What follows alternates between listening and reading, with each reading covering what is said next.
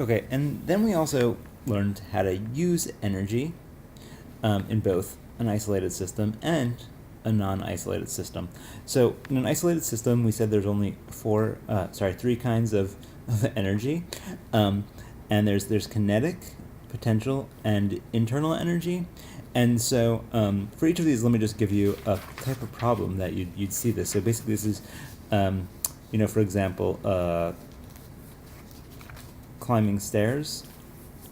That's one situation, or kinesin, where you look at like the initial position and the final position, and then compare the change in kinetic, potential, and internal.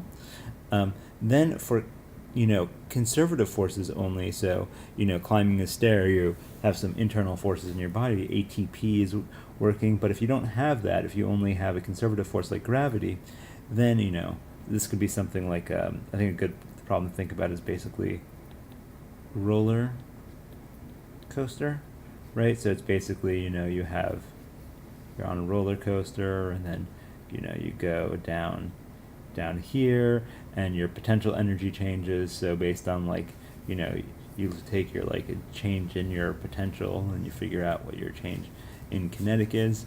So that's a good one to think about for when you only have conservative forces.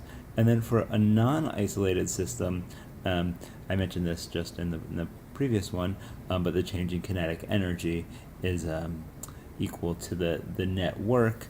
But for a non-isolated system, the important thing is that you can have some non-conservative forces acting, and so the change, right? So this is the change in energy mechanical.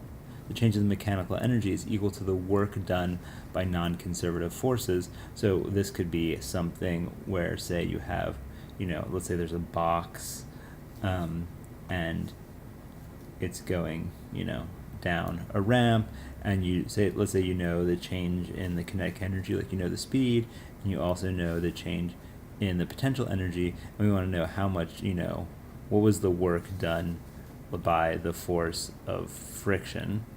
And so you could figure that out. So box going down a ramp with friction or air drag, that's a good one.